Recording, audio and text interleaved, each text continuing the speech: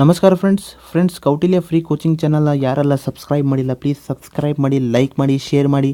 Friends, ಈ ಕ್ಲಾಸಲ್ಲಿ ನಾನು ಸುಪ್ರೀಂ ಕೋರ್ಟ್ ಬಗ್ಗೆ ಡಿಸ್ಕಸ್ ಮಾಡೋಕೆ ಹೋಗ್ತಾ ಇದ್ದೀನಿ ಫ್ರೆಂಡ್ಸ್. ಓಕೆನಾ? ಉಚ್ಚ ನ್ಯಾಯಾಲಯ, ನಮ್ಮ ಭಾರತ ದೇಶದ ಉಚ್ಚ ನ್ಯಾಯಾಲಯ ಯಾವುದಪ್ಪ ಅಂತಂದರೆ ಸುಪ್ರೀಂ ಕೋರ್ಟ್. ಬನ್ನಿ ಫ್ರೆಂಡ್ಸ್, ಸುಪ್ರೀಂ ಕೋರ್ಟ್ ಬಗ್ಗೆ ನಾವು ಡಿಟೇಲ್ ಆಗಿ 1 by 1 ಪಾಯಿಂಟ್ನ ನಾವು ಡಿಸ್ಕಸ್ ಮಾಡ್ಕೊತಾ ಹೋಗೋಣ. ಫಸ್ಟ್ ಪಾಯಿಂಟಲ್ಲಿ ಏನು ಹೇಳ್ತಿದ್ದಾರೆ, the supreme Court came into existence on January 28, 1950. ನೋಡಿ ಫ್ರೆಂಡ್ಸ್, ನಮ್ಮ ಭಾರತ ದೇಶದಲ್ಲಿ ಸುಪ್ರೀಂ ಕೋರ್ಟ್ನ ಯಾವಾಗ ಎಸ್ಟಾಬ್ಲಿಷ್ಡ್ ಮಾಡಿದ್ರು ಅಂತಂದರೆ 28 January 1950. ಈ ಡೇಟ್ ನೀವು ಜ್ಞಾಪಕ ಇಟ್ಕೊಳ್ಳಿ ಫ್ರೆಂಡ್ಸ್. ಕ್ವಶನ್ ಕೇಳ್ಬೋದು, ಯಾವ ಡೇಟಿಗೆ ಸುಪ್ರೀಂ ಕೋರ್ಟ್ನ ಎಸ್ಟಾಬ್ಲಿಷ್ ಮಾಡಿದ್ರು ನಮ್ಮ ಭಾರತ ದೇಶದಲ್ಲಿ ಅಂತ ಕೇಳ್ಬೋದು. ಅದಕ್ಕೆ answer 28 Jan 1950. Next point, it succeeded the federal court of India established under the government of India act 1935.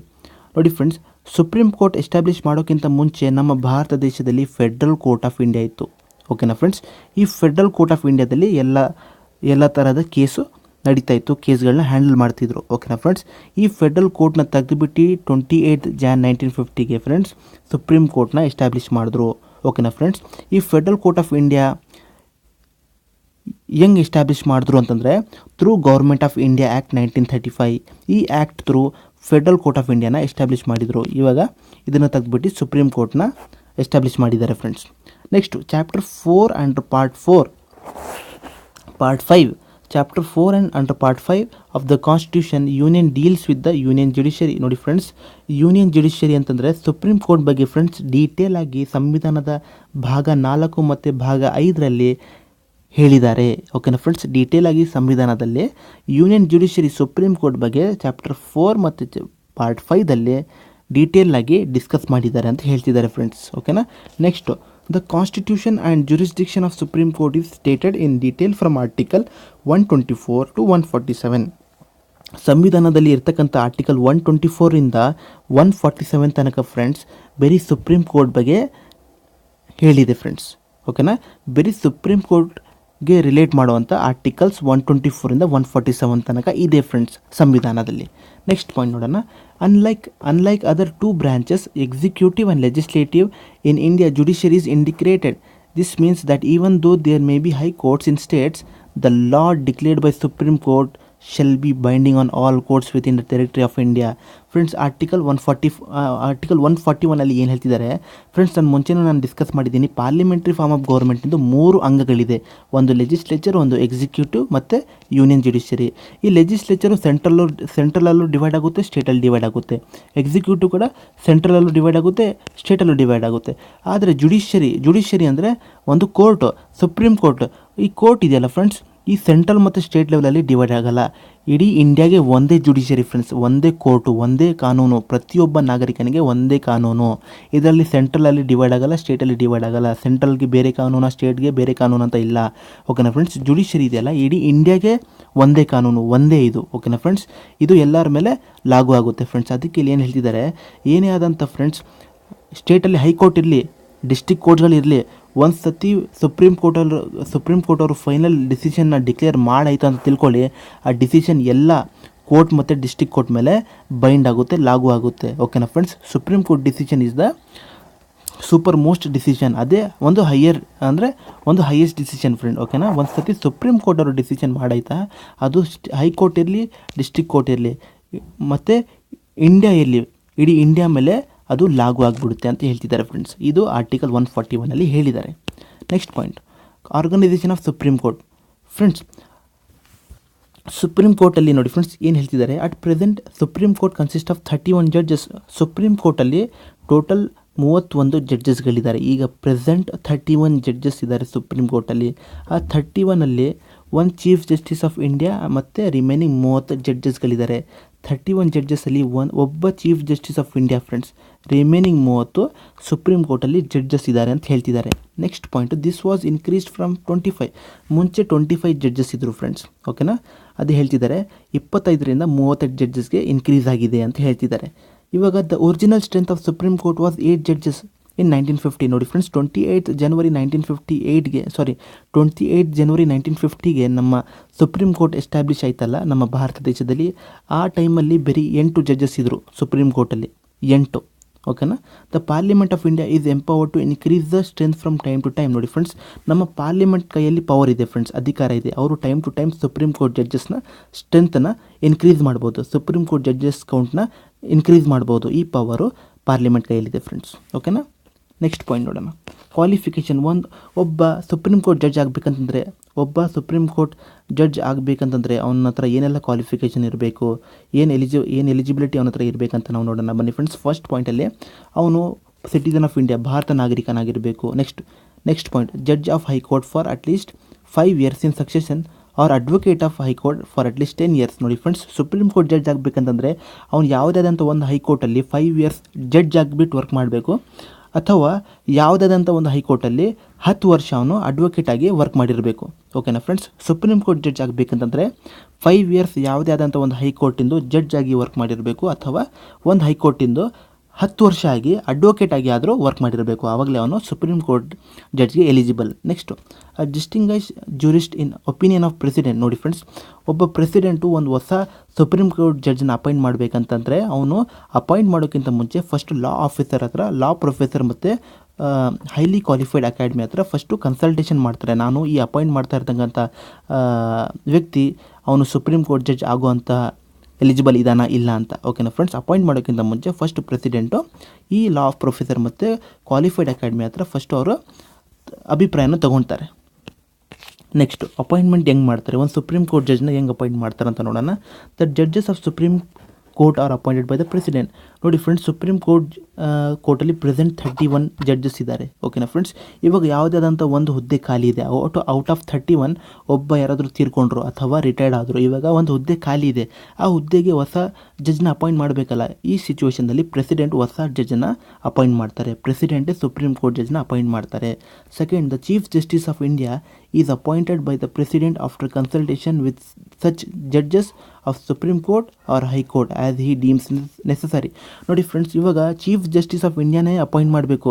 ಈ ಸಿಚುವೇಷನ್ದಲ್ಲಿ ಪ್ರೆಸಿಡೆಂಟ್ ಇರ್ತಾರಲ್ಲ, ಪ್ರತಿಯೊಂದು ರಾಜ್ಯದಲ್ಲಿ ಇರ್ತಕ್ಕಂಥ ಹೈಕೋರ್ಟಲ್ಲಿ ಇರ್ತಕ್ಕಂಥ ಜಡ್ಜಸ್ನ ಫಸ್ಟು ಕನ್ಸಲ್ಟ್ ಮಾಡ್ತಾರೆ, ಅಥವಾ ಸುಪ್ರೀಂ ಕೋರ್ಟಲ್ಲಿ ಇರ್ತಕ್ಕಂಥ ಜಡ್ಜಸ್ನ ಅವರು ಕನ್ಸಲ್ಟ್ ಮಾಡ್ತಾರೆ, ಅಭಿಪ್ರಾಯನ ತಗೊತಾರೆ. ನಾನು ಈ ವ್ಯಕ್ತಿನ CJIಗೆ, chief justice of India post ಮೇಲೆ ಅಪಾಯಿಂಟ್ ಮಾಡೋಕೆ ಹೋಗ್ತಾ ಇದ್ದೀನಿ, ಈ ವ್ಯಕ್ತಿ ಚೀಫ್ ಜಸ್ಟಿಸ್ ಆಫ್ ಇಂಡಿಯಾ ಪೋಸ್ಟ್ಗೆ ಎಲಿಜಿಬಲ್ ಇರ್ತಾನೋ ಇಲ್ವೋ ಅಂತ ಫಸ್ಟು ಪ್ರೆಸಿಡೆಂಟ್ ಅವರು ಪ್ರತಿಯೊಂದು ರಾಜ್ಯದಲ್ಲಿರ್ತಕ್ಕಂಥ ಹೈಕೋರ್ಟಿಂದ ಜಡ್ಜು ಮತ್ತು ಸುಪ್ರೀಂ ಕೋರ್ಟಲ್ಲಿರ್ತಕ್ಕಂಥ ಜಡ್ಜ್ ಹತ್ರ ಅವರು ಅಭಿಪ್ರಾಯನ ತಗೊಳ್ತಾರೆ. ಓಕೆನಾ.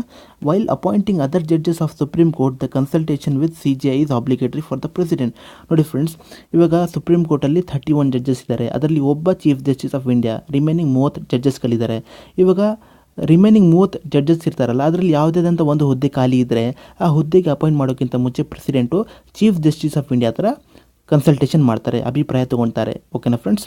Next, from the year 1950 to 1973 a practice has been to appoint a senior most judge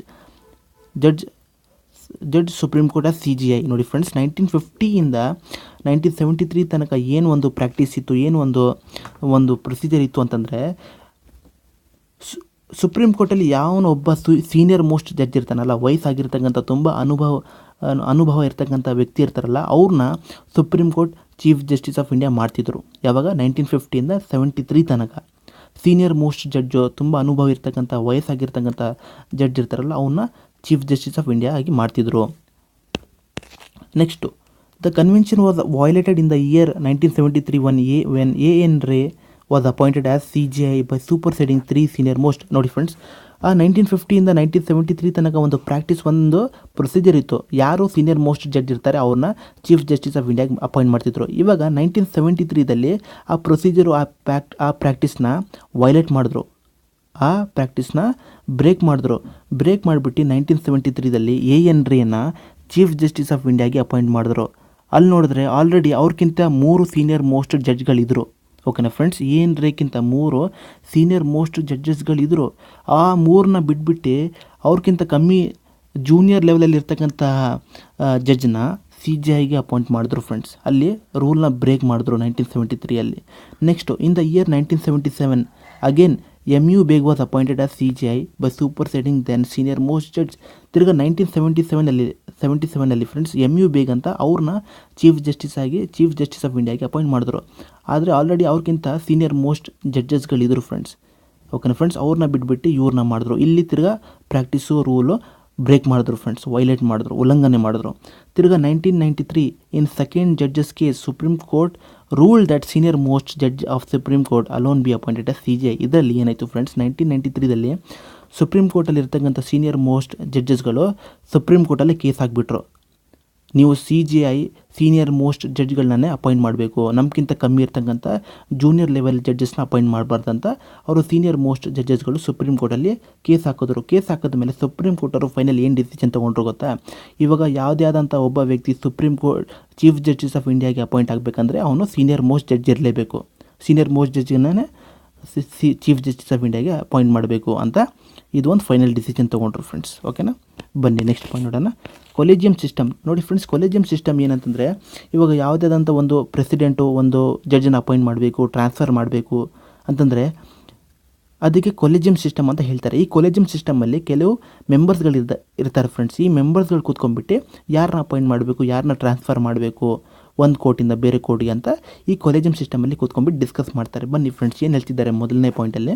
collegium is a body of senior apex court judges responsible for appointment and transfer of judges of the supreme court and high court. ನೋಡಿ friends, collegium system ಬಂದುಬಿಟ್ಟು ಒಂದು body, ಒಂದು committee, ಅದರಲ್ಲಿ senior apex court ಜಡ್ಜಸ್ಗಳಿರ್ತಾರೆ. ಓಕೆನಾ friends, senior most ಜಡ್ಜಸ್ಗಳು collegium ಸಿಸ್ಟಮಲ್ಲಿ ಕೂತ್ಕೊಂಡ್ಬಿಟ್ಟು ಹೊಸ ಸುಪ್ರೀಂ ಕೋರ್ಟ್ ಅಥವಾ ಹೈಕೋರ್ಟ್ ಜಡ್ಜ್ನ ಅಪಾಯಿಂಟ್ ಮಾಡೋದಿದ್ರೆ ಅಲ್ಲಿ ಡಿಸ್ಕಷನ್ ಮಾಡ್ತಾರೆ, ಅಥವಾ ಯಾವುದಾದಂಥ ಸುಪ್ರೀಂ ಕೋರ್ಟ್ ಅಥವಾ ಹೈಕೋರ್ಟ್ ಜಡ್ಜ್ನ ಟ್ರಾನ್ಸ್ಫರ್ ಮಾಡಬೇಕಂತಂದರೆ ಈ ಕೊಲೆಜಿಯಂ ಸಿಸ್ಟಮಲ್ಲಿ ಡಿಸ್ಕಷನ್ ಮಾಡ್ತಾರೆ ಫ್ರೆಂಡ್ಸ್. ಓಕೆನಾ, ಈ ಕೊಲೆಜಿಯಂ ಸಿಸ್ಟಮ್ ಬಂದುಬಿಟ್ಟು ಒಂದು ಕಮಿಟಿ, ಇದರಲ್ಲಿ ಕೆಲವು ಮೆಂಬರ್ಸ್ 5 ಮೆಂಬರ್ಸ್ ಇರ್ತಾರೆ.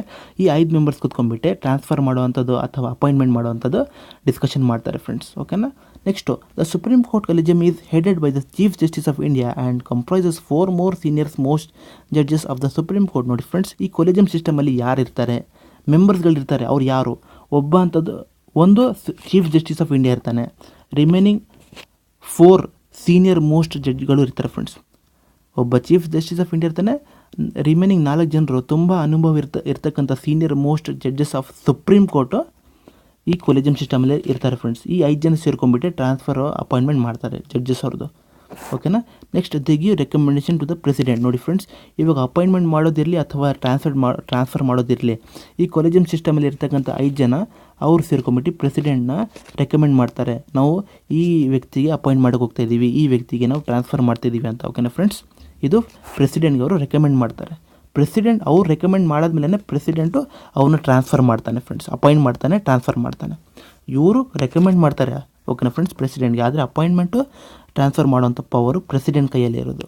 ಓತ್ and salary and tenure. Friends, ಇದರಲ್ಲಿ ಒಂದು ಸತಿ ಸುಪ್ರೀಂ ಕೋರ್ಟ್ ಜಡ್ಜಾಗಿ ಅಪಾಯಿಂಟ್ ಆದಮೇಲೆ ಅವ್ರು ಯಾರ ಮುಂದೆ ಶಪಥ ಗ್ರಹಣ ಮಾಡ್ತಾರೆ, ಅವ್ರ ಸ್ಯಾಲ್ರಿ ಎಷ್ಟಿರುತ್ತೆ ಮತ್ತು ಅವರು ಎಷ್ಟು ದಿವಸ ಅವರು ವರ್ಕ್ ಮಾಡ್ತಾರೆ ಅಂತ ನೋಡೋಣ ಫ್ರೆಂಡ್ಸ್.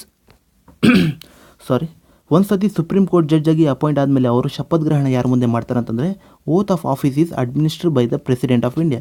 ಒಂದು ಸತಿ ಸುಪ್ರೀಂ ಕೋರ್ಟ್ ಜಡ್ಜಾಗಿ ಅಪಾಯಿಂಟ್ ಆದಮೇಲೆ ಅವರು ಶಪಥ ಗ್ರಹಣ ಪ್ರೆಸಿಡೆಂಟ್ ಮುಂದೆ ಮಾಡ್ತಾರೆ. In the absence of president some other person appointed by the president would perform the same. ನೋಡಿ ಫ್ರೆಂಡ್ಸ್, ಇವಾಗ ಶಪಥ ಗ್ರಹಣ ದಿವಸ ಪ್ರೆಸಿಡೆಂಟ್ ಆಬ್ಸೆಂಟ್ ಆದರು, ಪ್ರೆಸಿಡೆಂಟೇ ಬಂದಿಲ್ಲ, ಆ ದಿವಸ ಪ್ರೆಸಿಡೆಂಟೇ ಯಾರಾದರೂ ಒಬ್ಬನ ಅಪಾಯಿಂಟ್ ಮಾಡಿಬಿಟ್ಟು ಕಳಿಸ್ತಾರೆ, ನೀನು ನನ್ನ ಜಾಗದಲ್ಲಿ ಹೋಗು, ಅವ್ರು ನಿನ್ನ ಮುಂದೆ ಶಪಥ ಗ್ರಹಣ ಮಾಡ್ತಾರೆ. ಓಕೆನಾ ಫ್ರೆಂಡ್ಸ್, ಪ್ರೆಸಿಡೆಂಟೇ ಅಪಾಯಿಂಟ್ ಮಾಡ್ತಾರೆ ಒಬ್ಬನ್ನ, ನೀನು ನನ್ನ ಜಾಗದಲ್ಲಿ ಅಲ್ಲಿ ಹೋಗು, ಅವರು ಶಪಥ ಗ್ರಹಣ ಮಾಡ್ತಿದ್ದಾರೆ, ಅವರು ನಿನ್ನ ಮುಂದೆ ಮಾಡ್ತಾರೆ, ನೀನು ಅಲ್ಲಿ ಹೋಗ್ಬಿಟ್ಟು ನನ್ನ ಪೋಸ್ಟ್ನ ಹ್ಯಾಂಡಲ್ ಮಾಡು ಅಂತ ಪ್ರೆಸಿಡೆಂಟೇ ಅಪಾಯಿಂಟ್ ಮಾಡ್ತಾರೆ. ಒಂದು ವೇಳೆ ಹೋಗೋಕೆ ಆಗಿಲ್ಲ ಅಂತಂದರೆ ಪ್ರೆಸಿಡೆಂಟ್ಗೆ ಟೆನ್ಯೂರು ಎಷ್ಟು ವರ್ಷ ಅವ್ರು ವರ್ಕ್ ಮಾಡ್ತಾರೆ. A judge hold the office till he or she attends the age of 65. ನೋಡಿ ಫ್ರೆಂಡ್ಸ್, ಅವರು ಒಂದು ಸತಿ ಸುಪ್ರೀಂ ಕೋರ್ಟಲ್ಲಿ ಜಡ್ಜಾಗಿ ಅಪಾಯಿಂಟ್ ಆದಮೇಲೆ ಅವರು ಏಜ್ 65 ಆಗೋ ತನಕ ಅವರು ಸುಪ್ರೀಂ ಕೋರ್ಟ್ ಜಡ್ಜಾಗಿ ವರ್ಕ್ ಮಾಡ್ಬೋದು. ಅವರು ಯಾವಾಗ ಬೇಕಾದರೂ ಅಪಾಯಿಂಟ್ ಆಗ್ಬೋದು. ಅವರು ಏಜ್ 40 ಏಜಲ್ಲೂ ಅಪಾಯಿಂಟ್ ಆಗ್ಬೋದು, ಇಲ್ಲಾಂತಂದರೆ 50 ಏಜಲ್ಲೂ ಅಪಾಯಿಂಟ್ ಆಗ್ಬೋದು, ಇಲ್ಲಾಂತಂದರೆ ನೋಡಿ ಫ್ರೆಂಡ್ಸ್ 65 ಏಜ್ಗೆ ರಿಟೈರ್ಮೆಂಟ್ ಅಂತ ಬೇರೆ ಇಲ್ಲಿ ಕಂಡೀಷನ್ ಇದೆ. ಅವ್ನು 64 ಏಜ್ಗೆ ಅವನು ಅಪಾಯಿಂಟ್ ಆಗಿಬಿಟ್ಟು ಬಂದ ಅಂತಂದರೆ ಸುಪ್ರೀಂ ಕೋರ್ಟ್ ಜಡ್ಜಾಗಿ ಅವ್ನು ಬರೀ ಒಂದೇ ವರ್ಷ ಅವ್ನು ವರ್ಕ್ ಮಾಡಿಬಿಟ್ಟು 65 ಏಜ್ಗೆ ಅವ್ನು ರಿಟೈರ್ಡ್ ಆಗಬೇಕು. ಓಕೆನಾ ಫ್ರೆಂಡ್ಸ್, ಒಂದು ಪ್ರಾಪರ್ ಫಿಕ್ಸ್ಡು ಇವ್ರು 5 ಇಯರ್ಸ್ ಆಗಿ ವರ್ಕ್ ಮಾಡ್ತಾರೆ, 6 ಇಯರ್ಸ್ ಆಗಿ ವರ್ಕ್ ಮಾಡ್ತಾರೆ ಅಂತ ಏನಿಲ್ಲ ಫ್ರೆಂಡ್ಸ್. ಇವ್ರನ್ನ ಯಾವುದೇ ಆದಂಥ ಏಜಲ್ಲಿ ಇವ್ರಿಗೆ ಅಪಾಯಿಂಟ್ ಮಾಡ್ಬೋದು. ಆದರೆ 65 ಏಜ್ ಅವ್ರು ರೀಚ್ ಆದ್ರೆ ಈ ಸಿಚುವೇಷನ್ದಲ್ಲಿ ಸುಪ್ರೀಂ ಕೋರ್ಟ್ ಜಡ್ಜು ರಾಜೀನಾಮೆ ಕೊಡಬೇಕು, ರಿಟೈರ್ಡ್ ಆಗಬೇಕು ಫ್ರೆಂಡ್ಸ್. ರಾಜೀನಾಮೆ ಅಲ್ಲ, ರಿಟೈರ್ಮೆಂಟ್ ಆಗುತ್ತೆ ಅವ್ರದ್ದು. He can resign from the office by writing to the president. ನೋಡಿ ಫ್ರೆಂಡ್ಸ್, ಇವಾಗ ಅವರು 65 ಇಯರ್ಸ್ ಮುಗೋಕ್ಕಿಂತ ಮುಂಚೆ, ಅವರು ರಿಟೈರ್ಮೆಂಟ್ ಏಜ್ ಆಗೋಕ್ಕಿಂತ ಮುಂಚೆನೇ ಇವರೇ ಸ್ವತಃ ರಾಜೀನಾಮೆ ಕೊಡಬೇಕಂತಂದರೆ ಸುಪ್ರೀಂ ಕೋರ್ಟ್ ಜಡ್ಜು ರೈಟಿಂಗಲ್ಲಿ ಪ್ರೆಸಿಡೆಂಟ್ಗೆ ಕೊಡಬೇಕಾಗುತ್ತೆ ಫ್ರೆಂಡ್ಸ್. ಓಕೆನಾ. He can be removed from his office by president on the recommendation of the parliament. ನೋಡಿ ಫ್ರೆಂಡ್ಸ್, ಒಬ್ಬ ಸುಪ್ರೀಂ ಕೋರ್ಟ್ನ ಅವ್ನು ರಿಟೈರ್ಮೆಂಟ್ ಏಜ್ ಕಂಪ್ಲೀಟ್ ಆಗೋಕ್ಕಿಂತ ಮುಂಚೆ ಅವನಿಗೆ ತೆಗಿಬೇಕಂತಂದರೆ ಪ್ರೆಸಿಡೆಂಟ್ ತೆಗಿಬಹುದು. ಓಕೆನಾ ಫ್ರೆಂಡ್ಸ್. ಯಾರ ರೆಕಮೆಂಡೇಷನಿಂದ? ಪಾರ್ಲಿಮೆಂಟ್ ರೆಕಮೆಂಡೇಷನಿಂದ ಪ್ರೆಸಿಡೆಂಟು ಸುಪ್ರೀಂ ಕೋರ್ಟ್ ಜಡ್ಜ್ನ ತೆಗಿಬಹುದು. ಓಕೆನಾ ಫ್ರೆಂಡ್ಸ್. ಪಾರ್ಲಿಮೆಂಟ್ ಅವ್ರು ಏನಾದರೂ ಈ ಸುಪ್ರೀಂ ಕೋರ್ಟ್ ಜಡ್ಜ್ ಸರಿಗೆ ಮಾಡ್ತಿಲ್ಲ, ಪ್ರೆಸಿಡೆಂಟ್ ಅವರು ನೀವು ಇವನ್ನ ತೆಗೀರಿ ಅಂತಾರೆ, ತೆಗೀರಿ ಅಂದಾದಮೇಲೆ ಪಾರ್ಲಿಮೆಂಟ್ ಅವ್ರ ಮಾತು ಕೇಳಿಬಿಟ್ಟು ಪ್ರೆಸಿಡೆಂಟ್ ತೆಗಿಬೇಕಾಗುತ್ತೆ. ಓಕೆನಾ ಫ್ರೆಂಡ್ಸ್. ಸುಪ್ರೀಂ ಕೋರ್ಟ್ ಜಡ್ಜ್ನ. ಬನ್ನಿ ಫ್ರೆಂಡ್ಸ್, ಸ್ಯಾಲ್ರಿ ಎಷ್ಟಿರುತ್ತೆ? The salaries, privileges, leaves and pension of the supreme court are determined by the parliament from time to time. ನೋಡಿ ಫ್ರೆಂಡ್ಸ್, ಸ್ಯಾಲ್ರೀಸ್ ಇಲ್ಲಿ ಅವ್ರಿಗೆ ಕೊಡುವಂಥ facilities, lord of honour, car, ಮನೆಗಳ facility, ಆಮೇಲೆ ಅವ್ರನ್ನ ಲೀವ್ಸು, ರಜೆಗಳು ಮತ್ತು ಪೆನ್ಷನಲ್ಲಿ ಬರ್ತಕ್ಕಂಥ ಅಮೌಂಟು ಇದು ಟೈಮ್ ಟು ಟೈಮ್ ಚೇಂಜ್ ಆಗ್ತಾ ಇರುತ್ತೆ ಫ್ರೆಂಡ್ಸ್. ಒಂದು ಪ್ರಾಪರ್ ಫಿಕ್ಸ್ಡ್ ಇರಲ್ಲ, ಟೈಮ್ ಟು ಟೈಮ್ ಇನ್ಕ್ರೀಸ್ ಆಗ್ತಿರುತ್ತೆ. ಫೆಸಿಲಿಟೀಸ್ ಜಾಸ್ತಿ ಕೊಡ್ತಿರ್ತಾರೆ ಇಂಥ ಜಡ್ಜಸ್ನ. ಆಮೇಲೆ ಬನ್ನಿ, at present salary of chief justice of India is 1 lakh. Chief justice of India salary ಎಷ್ಟಿದೆ ಅಂತಂದರೆ 1 lakh ಇದೆ ಫ್ರೆಂಡ್ಸ್ ಪ್ರೆಸೆಂಟು. ಆಮೇಲೆ ರಿಮೈನಿಂಗ್ 30 ಜಡ್ಜಸ್ಗಳಿದಾರಲ್ಲ ಸುಪ್ರೀಂ ಕೋರ್ಟಲ್ಲಿ, ಅವ್ರದ್ದು 90,000 ಇದೆ ಫ್ರೆಂಡ್ಸ್. ಓಕೆನಾ. Next, the removal of supreme court judge. ಒಂದು ಸುಪ್ರೀಂ ಕೋರ್ಟ್ ಜಡ್ಜ್ನ ಹೆಂಗೆ ತೆಗಿತಾರೆ, ಏನು ಪ್ರೊಸೀಜರ್ ಫಾಲೋ ಮಾಡಬೇಕಂತಂದರೆ ನೋಡಿ, judge of the supreme court is remove from his office by the order of president. Supreme ಕೋರ್ಟಲ್ಲಿ ಇರ್ತಕ್ಕಂಥ ಜಡ್ಜ್ನ ಪ್ರೆಸಿಡೆಂಟ್ ಆರ್ಡರಿಂದ ತೆಗಿಬಹುದು. ಪ್ರೆಸಿಡೆಂಟ್ ಅವನ್ನ ತೆಗಿಬಹುದು. ಪ್ರೆಸಿಡೆಂಟ್ ಕೈಯಲ್ಲಿ ಪವರ್ ಇದೆ ಫ್ರೆಂಡ್ಸ್. ಒಂದು ಸುಪ್ರೀಂ ಕೋರ್ಟ್ ಜಡ್ಜ್ನ ತೆಗೆಯುವಂಥ ಪವರ್ ಪ್ರೆಸಿಡೆಂಟ್ ಹತ್ರ ಇದೆ. Next point, motion for the removal of judge of supreme court can be started in any one of the house of the parliament. ನೋಡಿ friends, ಒಂದು supreme court ಜಡ್ಜ್ನ ತೆಗಿಬೇಕಂತಂದರೆ ಅವನಿಗೆ ತೆಗೆಯುವಂಥ ಸಂಕಲ್ಪ, resolution ಯಾವುದೇ ಆದಂಥ ಒಂದು ಹೌಸಲ್ಲಿ ಇಡ್ಬೋದು. ರಾಜ್ಯಸಭಾದಲ್ಲೂ ಇಡಿ ಅಥವಾ ಲೋಕಸಭಾದಲ್ಲೂ ಇಡಿ ಫ್ರೆಂಡ್ಸ್. ಇದರಲ್ಲಿ ಏನು ರೂಲ್ಸ್ ಇಲ್ಲ, ಫಸ್ಟ್ ಲೋಕಸಭಾದಲ್ಲಿ ಇಡಬೇಕು, ಆಮೇಲೆ ರಾಜ್ಯಸಭಾದಲ್ಲಿ ಹೋಗಬೇಕು, ಇಲ್ಲ ಫ್ರೆಂಡ್ಸ್. ಯಾವುದೇ ಆದಂಥ ಒಂದು ಹೌಸಲ್ಲಿ ನೀವು ಸುಪ್ರೀಂ ಕೋರ್ಟ್ ಜಡ್ಜ್ನ ತೆಗೆಯುವಂಥ ಸಂಕಲ್ಪವನ್ನು ಇಡ್ಬೋದು. ಬಟ್ ಫಾರ್ ಲೋಕಸಭಾ ಇದು BK ಅಲ್ಲ ಫ್ರೆಂಡ್ಸ್, ಲೋಕಸಭಾ ಇದು. But for Lok Sabha at least 100 members or for Rajya Sabha at least 50 members has to start such motion by submitting application to speaker or chairman. ನೋಡಿ ಫ್ರೆಂಡ್ಸ್, ಇದರಲ್ಲಿ ಏನು ಹೇಳ್ತಿದ್ದಾರೆ, ಯಾವುದೇ ಆದಂಥ ಒಂದು ಹೌಸಲ್ಲಿ ಸಂಕಲ್ಪವನ್ನು ಇಡ್ಬೋದು. ಒಂದು ಸುಪ್ರೀಂ ಕೋರ್ಟ್ ಜಡ್ಜ್ನ ತೆಗಿಬೇಕಂತಂದರೆ ಒಂದು ರೆಸಲ್ಯೂಷನ್, ಒಂದು ಸಂಕಲ್ಪವನ್ನು ಯಾವುದೇ ಆದಂಥ ಒಂದು ಹೌಸಲ್ಲಿ ಇಡ್ಬೋದು. ನೋಡಿ ಫ್ರೆಂಡ್ಸ್, ಇವಾಗ ಲೋಕಸಭಾದಲ್ಲಿ ರೆಸಲ್ಯೂಷನ್ನ ಇಡೋಕ್ಕೋದ್ರೆ ಆ ಟೈಮಲ್ಲಿ ಅಟ್ಲೀಸ್ಟ್ 100 ಮೆಂಬರ್ಸ್ ಆದರೂ ಆ ರೆಸಲ್ಯೂಷನ್ನ ಸಪೋರ್ಟ್ ಮಾಡ್ತಿರಬೇಕು. ಓಕೆನಾ ಫ್ರೆಂಡ್ಸ್. ಇವಾಗ ರಾಜ್ಯಸಭಾದಲ್ಲಿ ಏನಾದರೂ ಇಂಟ್ರೊಡ್ಯೂಸ್ ಮಾಡಿದ್ರೆ ರಾಜ್ಯಸಭಾದಲ್ಲಿ ಅಟ್ಲೀಸ್ಟ್ 50 ಮೆಂಬರ್ಸ್ ಆದರೂ ಆ ಸಂಕಲ್ಪವನ್ನು ಸಪೋರ್ಟ್ ಮಾಡ್ತಿರಬೇಕು. ಲೋಕಸಭಾದಲ್ಲಿ 100 ಮೆಂಬರ್ಸ್ ಸಪೋರ್ಟ್ ಮಾಡ್ತಿದ್ರೆ, ಸಪೋರ್ಟ್ ಮಾಡಾದಮೇಲೆ ಓಕೆನಾ ಫ್ರೆಂಡ್ಸ್, ಅದು ಸ್ಪೀಕರ್ ಹತ್ರ ಹೋಗುತ್ತೆ. ಅಟ್ಲೀಸ್ಟ್ 100 ಮೆಂಬರ್ಸ್ ಆದರೂ ಲೋಕಸಭಾದಲ್ಲಿ ಸಪೋರ್ಟ್ ಮಾಡಬೇಕು. ಸಪೋರ್ಟ್ ಮಾಡಾದಮೇಲೆ ಆ ರೆಸಲ್ಯೂಷನ್, ಆ ಸಂಕಲ್ಪ ಸ್ಪೀಕರ್ ಹತ್ರ ಹೋಗುತ್ತೆ. ಓಕೆನಾ ಫ್ರೆಂಡ್ಸ್. ಇವಾಗ ರಾಜ್ಯಸಭಾದಲ್ಲಿ ಅಟ್ಲೀಸ್ಟ್ 50 ಮೆಂಬರ್ಸ್ ಸಪೋರ್ಟ್ ಮಾಡ್ತಿದ್ರೆ ಆ ರೆಸಲ್ಯೂಷನ್, ಆ ಸಂಕಲ್ಪ ಚೇರ್ಮನ್ ಹತ್ರ ಹೋಗುತ್ತೆ. ಓಕೆನಾ ಫ್ರೆಂಡ್ಸ್. ಇವಾಗ ನೋಡಿ ಫ್ರೆಂಡ್ಸ್, ಅದು ಸಪೋರ್ಟ್ ಮಾಡಾದಮೇಲೆ ಲೋಕಸಭಾದಲ್ಲಿ ಸ್ಪೀಕರ್ ಹತ್ರ ಹೋಯಿತು, ರಾಜ್ಯಸಭಾದಲ್ಲೂ ಸಪೋರ್ಟ್ ಮಾಡಾದಮೇಲೆ ಚೇರ್ಮನ್ ಹತ್ರ ಹೋಯಿತು. ಆಮೇಲೆ ನೆಕ್ಸ್ಟು ಅವ್ರ ಕೈಯಲ್ಲಿ ಫ್ರೆಂಡ್ಸ್, ಸ್ಪೀಕರ್ ಮತ್ತು ಚೇರ್ಮನ್ ಕೈಯಲ್ಲಿ ಅದು ಆ ಸಂಕಲ್ಪವನ್ನು ಅವರು ಅಕ್ಸೆಪ್ಟ್ ಮಾಡ್ಬೋದು, ಇಲ್ಲಾಂದರೆ ರಿಜೆಕ್ಟ್ ಮಾಡ್ಬೋದು. ಅಕ್ಸೆಪ್ಟ್ ಮಾಡಿದ್ರು ಅಂತಂದರೆ ಸುಪ್ರೀಂ ಕೋರ್ಟ್ ಜಡ್ಜ್ನ ತೆಗಿತಾರೆ. ರಿಜೆಕ್ಟ್ ಮಾಡಿದ್ರು ಅಂತಂದರೆ ಆ ಸುಪ್ರೀಂ ಕೋರ್ಟ್ ಜಡ್ಜ್ನ ತೆಗಿಯಲ್ಲ. ನೋಡಿ ಫ್ರೆಂಡ್ಸ್, ಒಂದು ಸತಿ ಸಂಕಲ್ಪವನ್ನು ಸ್ಪೀಕರ್ ತೊಗೊಂಡಾದ್ಮೇಲೆ, ರಾಜ್ಯಸಭಾದಲ್ಲಿ ಚೇರ್ಮನ್ ಅವರು ಆ ಸಂಕಲ್ಪವನ್ನು ತೊಗೊಂಡಾದ್ಮೇಲೆ, ಸ್ಪೀಕರ್ ಮತ್ತು chairman, after this speaker or chairman creates a 3-member committee to investigate the charges. ನೋಡಿ ಫ್ರೆಂಡ್ಸ್, ಆ ಸಂಕಲ್ಪವನ್ನು ಲೋಕಸಭಾ ರಾಜ್ಯಸಭಾದಲ್ಲಿ ಸ್ಪೀಕರ್ ಮತ್ತು ಚೇರ್ಮನ್ ಅವರು ತೊಗೊಂಡಾದ್ಮೇಲೆ, ಇಲ್ಲಿ ಇವರು ಸ್ಪೀಕರ್ ಮತ್ತು ಚೇರ್ಮನ್ ಏನು ಮಾಡ್ತಾರೆ, ಒಂದು 3-member ಕಮಿಟಿನ ಕೂರಿಸ್ತಾರೆ.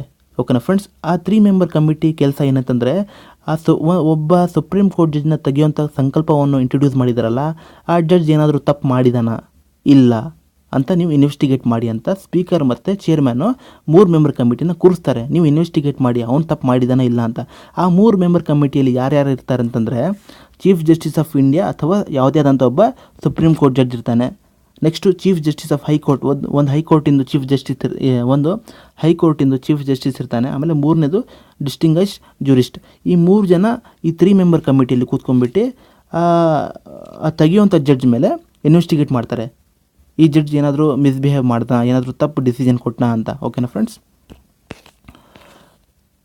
If committee finds that the judge to be guilty of misbehaviour or suffering from incapacity, the house can take up the consideration of the motion. ನೋಡಿ ಫ್ರೆಂಡ್ಸ್, ಇವಾಗ 3-member ಕಮಿಟಿ ಅವರು ಕೂತ್ಕೊಂಡ್ಬಿಟ್ಟು investigate ಮಾಡ್ತಾರೆ. ಅವರು ಅವ್ರು ಆ 3 ಮೆಂಬರ್ ಕಮಿಟಿಗೆ ಗೊತ್ತಾಯಿತು okay ಈ judge real ಆಗಿ ತಪ್ಪು ಮಾಡಿದ್ದಾನೆ, ಇವನು ಏನೋ ಮಿಸ್ಬಿಹೇವಿಯರ್ ಮಾಡಿದ್ದಾನೆ ಅಂತ ಏನಾದರೂ ಗೊತ್ತಾಯಿತು ಅಂತ ತಿಳ್ಕೊಳ್ಳಿ. After the motion is passed by each house of the parliament by special majority and address is presented to the president for the removal of judge. ನೋಡಿ ಫ್ರೆಂಡ್ಸ್, ಇವಾಗ ಒಂದು ಮೋಷನ್ನ ಮೂವ್ ಮಾಡ್ತಾರೆ. ಓಕೆನಾ ಫ್ರೆಂಡ್ಸ್, ಇಲ್ಲಿ ಓಕೆ ಗೊತ್ತಾಯಿತು, ಪ್ರೂವ್ ಆಯಿತು. ಈ next ಪಾಯಿಂಟಲ್ಲಿ ಆ ಪ್ರೂವ್ ಆದಮೇಲೆ ಏನಾಗುತ್ತೆ ಫ್ರೆಂಡ್ಸ್, 2 ಹೌಸಲ್ಲಿ ನೋಡಿ ಫ್ರೆಂಡ್ಸ್, 2 ಹೌಸಲ್ಲಿ ಯಾವುದಾದಂಥ ಒಂದು ಹೌಸಲ್ಲಿ ಸುಪ್ರೀಂ ಕೋರ್ಟ್ ಜಡ್ಜ್ನ ತೆಗೆಯುವಂಥ ಸಂಕಲ್ಪವನ್ನು ಇಂಟ್ರಡ್ಯೂಸ್ ಮಾಡಿರ್ತಾರಲ್ಲ, ಯಾವುದಾದಂಥ ಒಂದು ಹೌಸಲ್ಲಿ ಸ್ಪೆಷಲ್ ಮೆಜಾರಿಟಿಯಿಂದ ಆ ರೆಸಲ್ಯೂಷನ್ ಪಾಸ್ ಆಗಬೇಕು. ಓಕೆನಾ ಫ್ರೆಂಡ್ಸ್, ಆ ಸ್ಪೆಷಲ್ ಮೆಜಾರಿಟಿಯಿಂದ ಆ ರೆಸಲ್ಯೂಷನ್ ಆ ಸಂಕಲ್ಪ ಪಾಸ್ ಆಯಿತು ಅಂತ ತಿಳ್ಕೊಳ್ಳಿ, ಪ್ರೆಸಿಡೆಂಟು ಜಡ್ಜ್ನ ರಿಮೂವ್ ಮಾಡಿಬಿಡ್ತಾನೆ ಫ್ರೆಂಡ್ಸ್. ಓಕೆನಾ, ಫೈನಲಿ ಅಟ್ ಲಾಸ್ಟ್ ಏನು ಮಾಡ್ತಾನೆ ಅಂತಂದ್ರೆ the president passes an order removing the judge. Finally ಏನು ಮಾಡ್ಬೋದು ಅಂತಂದರೆ ಪ್ರೆಸಿಡೆಂಟು ಅವನು ಜಡ್ಜ್ನ ತೆಗಿಯುವಂಥ ಆರ್ಡರ್ನ ಪಾಸ್ ಮಾಡಿಬಿಡ್ತಾನೆ, ತೆಗಿಬೇಕಂತ ಆ ಜಡ್ಜ್ನ. ಓಕೆನಾ ಫ್ರೆಂಡ್ಸ್, ಡೀಟೇಲಾಗಿ ನಾವು ಈ ಕ್ಲಾಸಲ್ಲಿ ಸುಪ್ರೀಂ ಕೋರ್ಟ್ ಬಗ್ಗೆ ನಾವು ಡಿಸ್ಕಸ್ ಮಾಡಿದ್ದೀವಿ. ಜಡ್ಜಸ್ನ ಹೆಂಗೆ ಅಪಾಯಿಂಟ್ ಮಾಡ್ತಾರೆ, ಅಪಾಯಿಂಟ್ ಆದಮೇಲೆ ಅವ್ರು ಯಾರ ಮುಂದೆ ಶಪಥ ಗ್ರಹಣ ಮಾಡ್ತಾರೆ, ಅವ್ರ ಸ್ಯಾಲ್ರಿ ಎಷ್ಟು, ಅವ್ರನ್ನ ಹೆಂಗೆ ತೆಗಿಬಹುದು ಅಂತ ನಾವು ಡೀಟೇಲಾಗಿ ಡಿಸ್ಕಸ್ ಮಾಡಿದ್ದೀವಿ ಫ್ರೆಂಡ್ಸ್. ನೆಕ್ಸ್ಟ್ ಕ್ಲಾಸಲ್ಲೂ ಸುಪ್ರೀಂ ಕೋರ್ಟ್ ಟಾಪಿಕ್ ಕಂಟಿನ್ಯೂ ಆಗುತ್ತೆ ಫ್ರೆಂಡ್ಸ್. ನಾನು ತುಂಬ ಲೆಂತಿ ಮಾಡೋಕ್ಕೋದ್ರೆ ಬೋರ್ ಆಗಿಬಿಡುತ್ತೆ ಫ್ರೆಂಡ್ಸ್. ಅದಕ್ಕೆ ನೆಕ್ಸ್ಟ್ ಕ್ಲಾಸಲ್ಲೂ ಸುಪ್ರೀಂ ಕೋರ್ಟ್ ಮೇಲೆ ನಾನು ವೀಡಿಯೋ ಮಾಡ್ತಾಯಿದ್ದೀನಿ ಫ್ರೆಂಡ್ಸ್. ಇದು ಡಿಸ್ಕಂಟಿನ್ಯೂ ಮಾಡ್ತಾಯಿದ್ದೀನಿ ಇಲ್ಲಿ. ನೆಕ್ಸ್ಟ್ ಕ್ಲಾಸಲ್ಲಿ ಸುಪ್ರೀಂ ಕೋರ್ಟ್ ಟಾಪಿಕ್ನ ನಾನು ಫುಲ್ ಕಂಪ್ಲೀಟ್ ಮಾಡ್ತೀನಿ. ಟಿಲ್ ದೆನ್ ಫ್ರೆಂಡ್ಸ್, ನನ್ನ ಚಾನಲ್ನ ಯಾರೆಲ್ಲ ಸಬ್ಸ್ಕ್ರೈಬ್ ಮಾಡಿಲ್ಲ ಪ್ಲೀಸ್ ಸಬ್ಸ್ಕ್ರೈಬ್ ಮಾಡಿ, ಲೈಕ್ ಮಾಡಿ, ಶೇರ್ ಮಾಡಿ. Thank you so much for watching my video. Till then take care, bye.